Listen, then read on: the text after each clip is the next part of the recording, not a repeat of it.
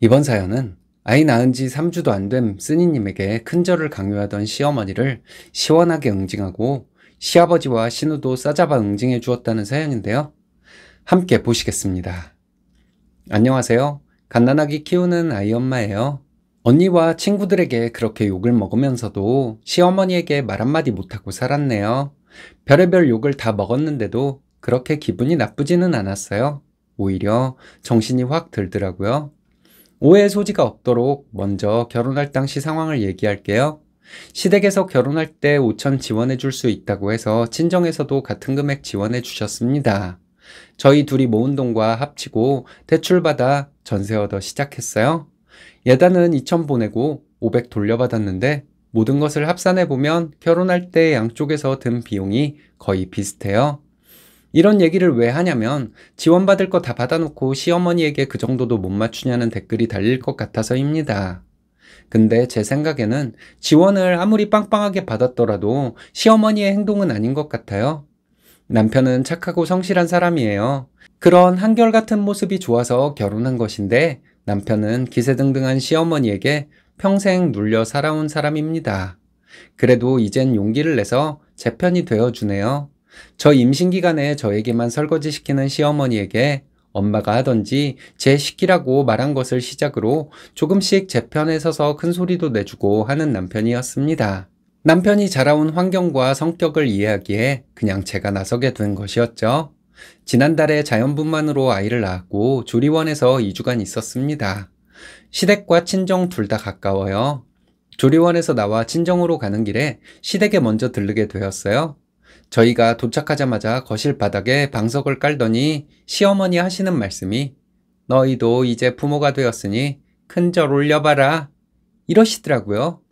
아이 낳을 때 진통 시간도 길었고 절개 부위가 커서 저는 한 달 가까이 회음부 방석을 들고 다녔어요. 치질도 있었고요. 저를 올리라는 시어머니 말씀에 남편이 제 몸 상태가 좋지 않으니 큰절은 무리라고 했는데 시어머니는 급발진을 하며 성질을 내시더라고요. 그때 생각하면 지금도 분노가 치밀어 오르네요.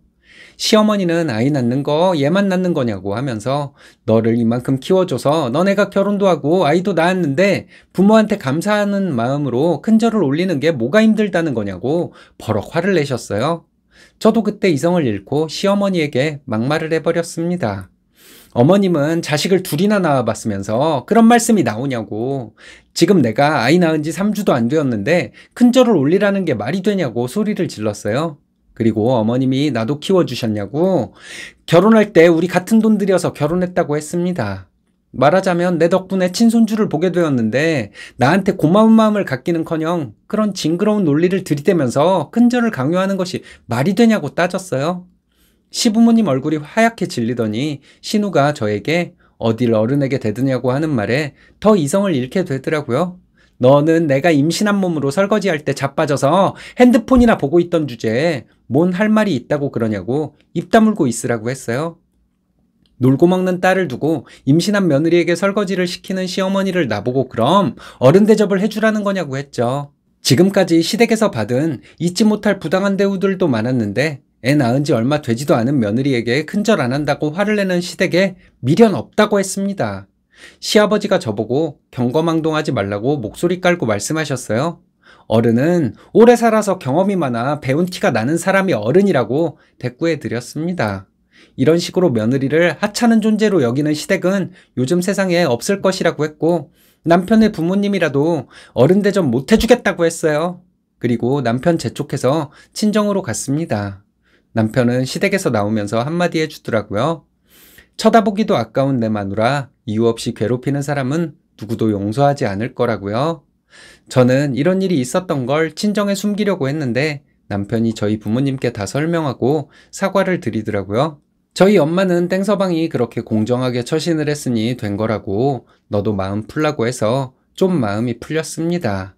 시어머니는 아이 갖기 전부터 별걸 다 가지고 트집이었어요. 같은 회사에 다니고 있는데 남편을 잘 챙겨 먹이라는 말을 입에 달고 사셨고 아이 계획을 다 말씀드렸는데도 제가 말라서 아이가 안 생기는 것이라는 엉뚱한 소리로 저를 기분 나쁘게 하셨었죠. 이런 것들이 하나하나 마음속에 쌓이고 언니나 친구들에게 이런 얘기를 하면 너는 등신이냐? 왜 말을 못하냐? 는 욕을 먹었습니다. 시어머니가 큰절을 강요해서 시댁 뒤집고 나왔는데 시어머니는 어버이날이 다가오니 전화를 하셨더라고요. 그날 와서 오해를 풀자고 하시는데 갑자기 편두통이 오더군요. 저는 오해를 한 적이 없다고 했어요. 어머님이 저를 우습게 알고 대했고 그런 것들이 쌓여 폭발한 것이니 풀어질 일은 없을 것이라고 단호하게 말했습니다. 결혼 준비할 때 예물 보러 갔을 때 저희 부모님이 지방 출신이라고 예쁜 걸 보내도 모를 것이라고 했던 거, 친정 쪽 하객들이 지방에서 많이 올라오실 텐데 결혼식이 촌스러워지겠다고 했던 거, 받은 예물 백화점에 수리 맡기러 갔다가 짝퉁이란 거 알고 수치스러웠던 거, 임신한 나에게 설거지 시켜놓고 신우랑 히히덕거리고 있었던 거 등을 나열하면서 이러셨던 것들 모두 진심으로 사과하지 않으면 우리 볼 생각도 마시라고 했어요. 그날 남편이 퇴근해서 집에 와서 저에게 무슨 일 있었냐고 묻더라고요. 시어머니와 통화한 내용 전부 말해주었거든요. 남편은 시어머니에게 바로 전화해서 아까 왜 거짓말했었냐고, 얘가 말한 거 하나도 틀리지 않았는데 왜 말을 이상하게 했냐고 하더라고요. 뻔하죠. 저와 통화한 내용을 시어머니가 앞뒷말 자를 거 다 자르고 본인 유리한 대로만 얘기했을 거예요. 그리고 남편은 시어머니한테 제가 원하는 대로 엄마가 잘못했던 거 일일이 사과하지 않으면 나도 집에 안 갈 것이라고 소리 지르고 전화를 끊었습니다. 결혼하고 5년간 참 바보같이 살았나 봐요. 처음부터 할 말 했으면 이렇게 폭발할 일도 없었을 것 같은데, 그럼 이렇게 시어머니를 저주하며 마음고생할 일도 없었을 것 같은데 말이에요. 아기 엄마가 이렇게 못된 마음 가지면 안 된다는 것을 알면서도 옛날 일 떠오르면 자꾸 시어머니와 신우에게 더 못되게 굴지 못한 것 때문에 화가 납니다. 시간이 약인 것 같습니다. 시원하게 하실 말씀 잘 하셨고 남편도 쓰니님 편이니 뭐가 걱정이겠어요. 앞으로 쓰니님 마음 가는 대로 하시기 바랍니다. 여러분들의 조언이 많이 필요한 사연 같네요.